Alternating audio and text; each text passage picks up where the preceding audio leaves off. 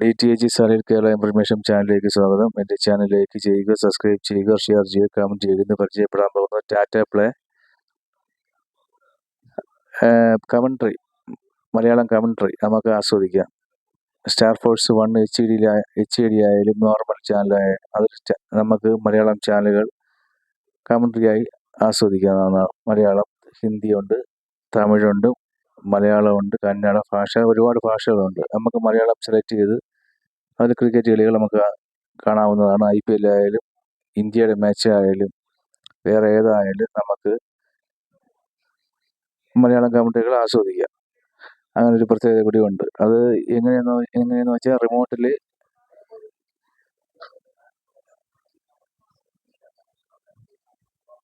നീല button press ചെയ്യുമ്പോൾ TV-യിൽ മലയാളം, തമിഴ് ഏത് ഭാഷ വേണമെന്ന് കാണിക്കും. എന്നിട്ട് സെൻട്രലിൽ സെലക്ട് ബട്ടൺ ഉണ്ട്, ഓക്കെ അടിച്ചാൽ മതി, അത് ആക്ടിവേറ്റ് ആവും, സ്പോട്ടിലാവും. വേറെ ഒന്നും ചെയ്യാനില്ല, സിമ്പിൾ പരിപാടിയാണ്.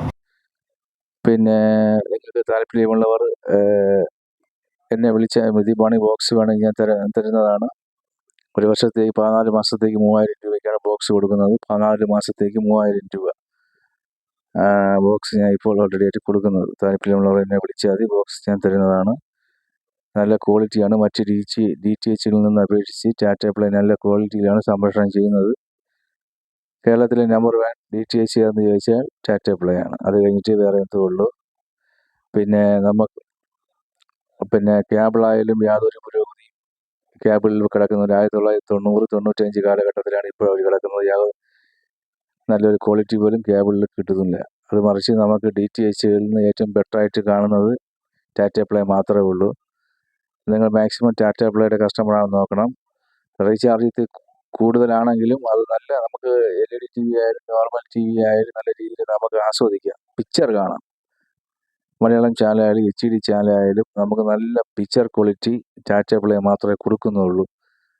നമ്മൾ സമ്മതിച്ച് കൊടുത്തേ പറ്റൂ. വേറെ ഒരു DTHകൾക്കും ഒരു പ്രത്യേകതയില്ല. പിന്നെ എയർടെൽ അത്യാവശ്യ ക്വാളിറ്റി എയർടെലിനുണ്ട്. സൺ ഡയറക്റ്റിൻ്റെ കാര്യം പറയാനേ വേണ്ട, പരിതാപകരമാണ്. അതുകൊണ്ട് സൺ ഡയറക്റ്റ് അതുകൊണ്ട് ആരും എടുക്കുന്നുണ്ട്. എന്നാലും ശരി, അപ്പോൾ എൻ്റെ വീഡിയോ വൈൻഡപ്പ് ചെയ്യുകയാണ്.